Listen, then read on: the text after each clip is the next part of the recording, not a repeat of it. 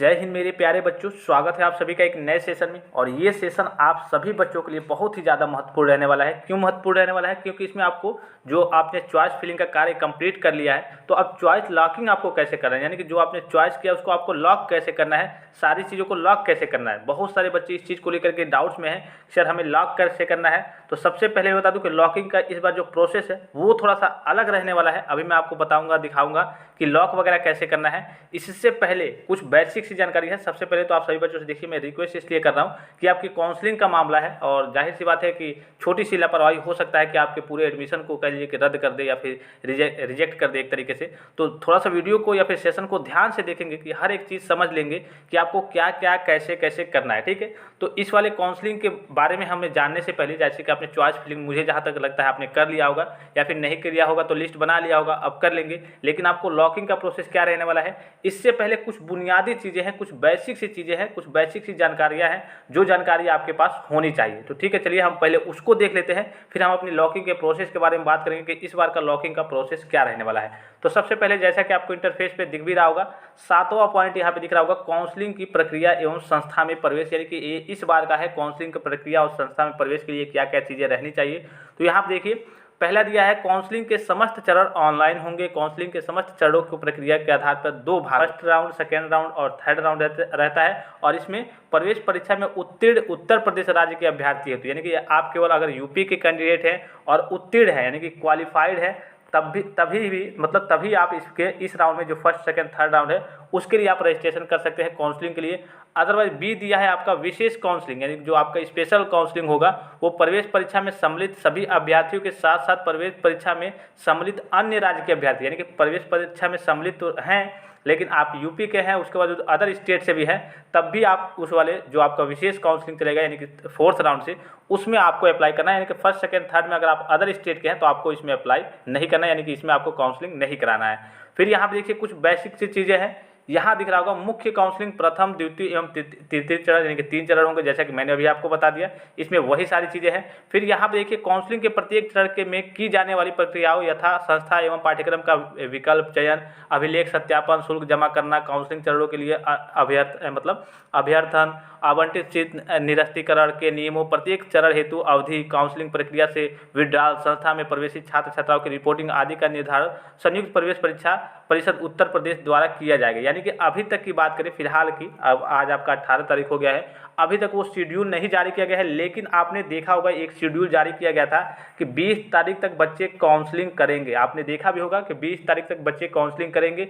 अब काउंसलिंग करेंगे तो लॉकिंग का उसमें प्रोसेस दिया नहीं था, या फिर कहिए कि और जो पूरा शेड्यूल जारी होता है कि फिर सेकेंड राउंड वाले बच्चे कब से कब तक करेंगे, थर्ड राउंड वाले बच्चे कब से कब तक करेंगे, तो ये सारी चीज़ें कैसे होंगी। तो यहाँ पर देखिए नीचे की ओर आपको दिख जाएगा, यहाँ पे दिख रहा होगा, इसमें तो सारी चीज़ें हैं कि वही आपका जैसे मान लीजिए कि आपने काउंसलिंग कराया और जैसे फर्स्ट राउंड में आपने काउंसलिंग कराया तो आपको कॉलेज मिल गया। तो कॉलेज मिल गया तो अगर आपको कॉलेज चाहिए तो आपको क्या करना पड़ेगा, उसके बाद से आपको अगले दिन या फिर उसके अगले दिन आपको टाइम मिलेगा कि हाँ आपको एक तो प्रोविजनल अलॉटमेंट जो आपका कहिए कि सीट अलॉटमेंट लेटर मिलता है, उसके बाद से आपको टाइम दिया जाएगा, यानी कि एक अगले दिन या फिर उसके अगले दिन आपको डीसी यानी कि डॉक्यूमेंट वेरिफिकेशन के लिए जाना पड़ेगा।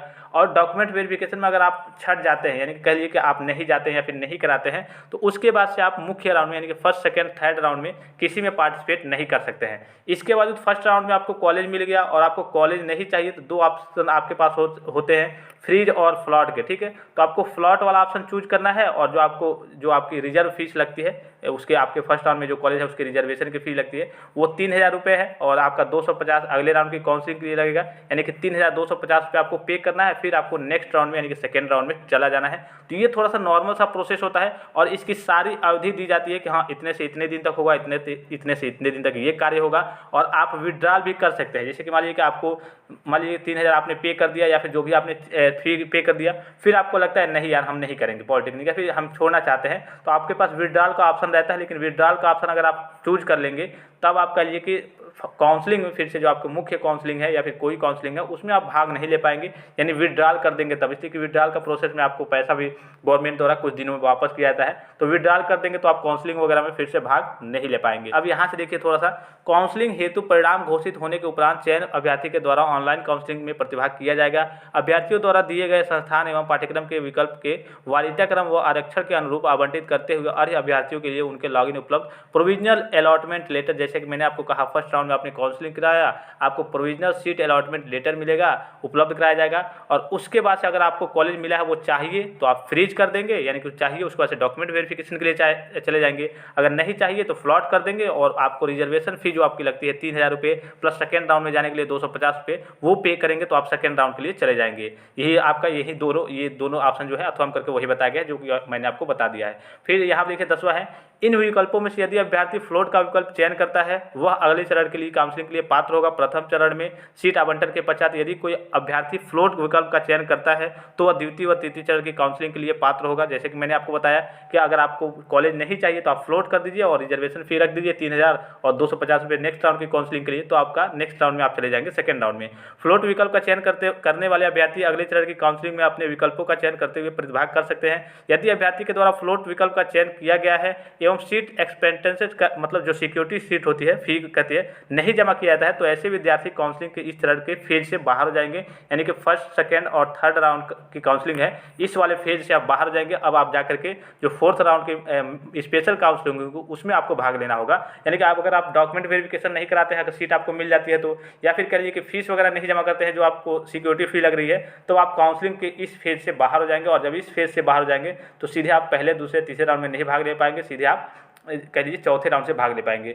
फिर यहाँ पे फ्रीज और फ्लोट का मैंने आपको बता ही दिया कितने फीस लगेगी। अगर आपने फ्रीज कर लिया तो आपको डॉक्यूमेंट वेरिफिकेशन के लिए हर एक जिले में आपका सेंटर बना है, यानी कि पॉलिटेक्निक हर एक कॉलेज में हर एक डिस्ट्रिक्ट में एक ना एक गवर्नमेंट पॉलिटेक्निक है या फिर जो भी कॉलेज हो, तो वहाँ पे आपको डॉक्यूमेंट वेरिफिकेशन सेंटर बनाया जाएगा, जो कि कहाँ पे लिख के आएगा, आपके सीट अलॉटमेंट लेटर पे। जो आपका सीट अलॉट होगा ना कि आपको ये कॉलेज मिला है, उसी में नीचे सारी चीज़ें लिख के आएंगी कि यहाँ पे आपको जाना है, इतने टाइम पे जाना है, वो सारी चीज़ें उसी में लिख के आएंगी, ठीक है, वो अलग से नहीं आएंगी। जब आपका सीट अलॉट होता है तो उसी पे सारी चीज़ें लिख के आती हैं कि हाँ आपको इस समय यहाँ पे ये जो सेंटर है इतने बजे इन डॉक्यूमेंट्स के साथ आपको वहाँ पे जाना होगा, वही सारी चीज़ें यहाँ पे लिखी हुई है, ठीक है।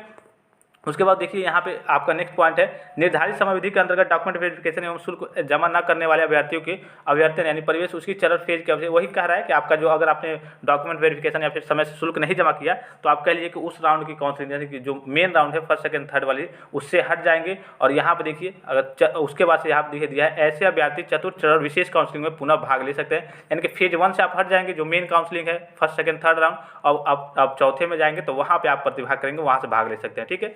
फिर नेक्स्ट है आपका अभ्यर्थियों द्वारा काउंसलिंग प्रक्रिया में शुल्क जमा को विड्रॉल करने का विकल्प, जो विड्रॉल वाला मैंने बता दिया है, वो आपके जिस बैंक से आपने जमा किया होगा उसी में वो आपका रिटर्न आ जाता है। लेकिन विड्रॉल अगर आप करेंगे तो यहाँ देखिए यहाँ पे दिया हुआ है, रिफंड की जाएगी एवं अन्य किसी बैंक खाते में पर विचार नहीं किया जाएगा। वापसी की पूरी जिम्मेदारी अभ्यर्थी को होगी। अभ्यर्थी काउंसलिंग के अगले सभी चरणों के लिए अपात्र माना जाएगा, यानी कि अगर आप विड्रॉल कर लेते हैं तो आप फिर से काउंसलिंग में पार्टिसिपेट नहीं करेंगे, काउंसलिंग में भाग नहीं लेंगे। ये मान लिया जाएगा कि हाँ आप पॉलिटेक्निक नहीं करना चाहते हैं या फिर कहिए कि आप जेईई के थ्रू एंट्रेंस एग्जाम देकर आप एडमिशन नहीं लेना चाहते हैं, इसलिए आपने विड्रॉल कर दिया, अपना पैसा आपको वापस मिल जाएगा कुछ दिनों के अंदर, ठीक है।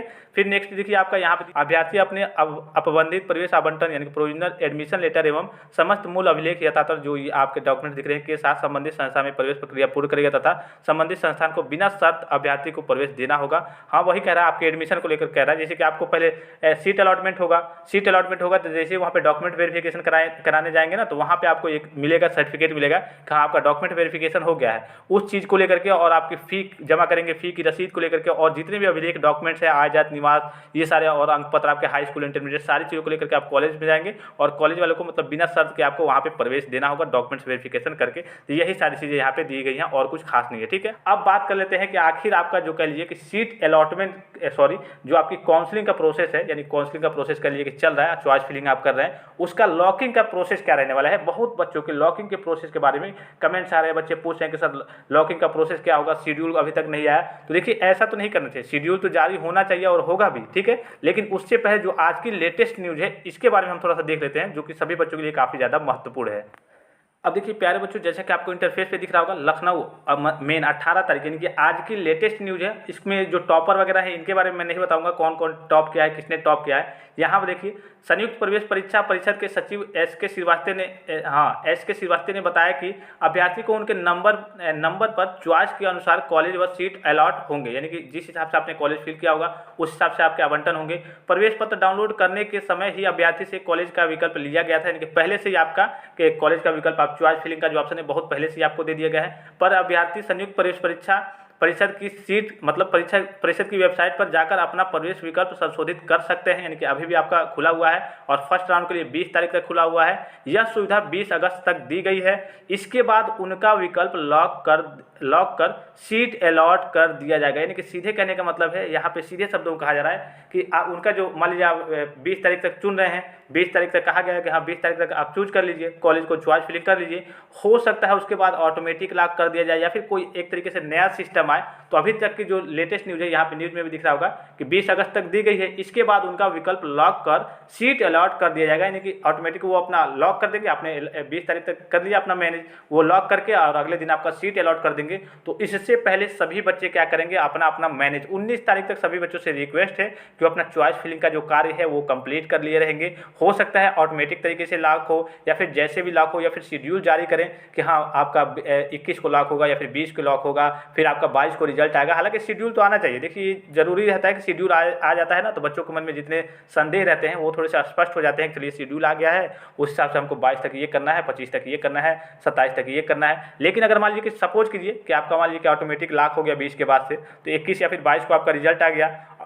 रिजल्ट मतलब वही सीट अलॉटमेंट लेटर आ गया, आपको अगर कॉलेज मिल गया तो ठीक है। अगर आपको उसको लेना है तो फ्रीज कीजिए, नहीं लेना है तो फ्लॉट करके 3000 रिजर्वेशन फी भर के आगे जाइए। अगर आपने ले लिया फ्रीज कर दिया तो उसके अगले दिन आपको डीसी यानी कि डॉक्यूमेंट वेरिफिकेशन के लिए जाना पड़ेगा और वहाँ पे आपको पूरे डॉक्यूमेंट्स ले करके जाने पड़ेंगे। तो वो जो आपको जाना पड़ेगा ना डॉक्यूमेंट वेरिफिकेशन के लिए, तो कहाँ पर जाना पड़ेगा, कितने बजे जाना पड़ेगा, वो आपका जब सीट अलॉटमेंट लेटर जो जारी होगा यानी कि ऑनलाइन जब आपका रिजल्ट आएगा काउंसलिंग का कि फर्स्ट राउंड में आपको कॉलेज मिला है या फिर नहीं, तो उसी पे सारी चीज़ें वो मेंशन रहेंगी कि हाँ इस दिन से आपको जाना, इस दिन आपको जाना है, इतने बजे जाना है, ये लेकर के जाना है। तो ये बच्चों कह लीजिए काउंसलिंग का जो बेसिक सा प्रोसेस है, आप देखिए अगर आज रात तक जारी नहीं होता है या फिर कल मॉर्निंग तक जारी नहीं होता है कोई शेड्यूल, हालांकि ऑफिशियल जेईई के थ्रू जारी हो गया था कि हाँ 20 तारीख तक फर्स्ट राउंड की काउंसलिंग का जो लॉकिंग का प्रोसेस है वो रहेगा और न्यूज़ में भी वही आ रहा है। लेकिन यहाँ पे ये सीधे शब्द में बताया जा रहा है कि आपका कह लीजिए कि 20 अगस्त तक दी गई है, इसके बाद उनका विकल्प लॉक कर सीट आवंटित कर यानी कि सीट अलॉट कर दिया जाएगा। तो यहाँ पे कहने का मतलब है कि हो सकता है कि ऑटोमेटिक तरीके से हो जाए, आपने लॉक किया हो तो आप पहले ही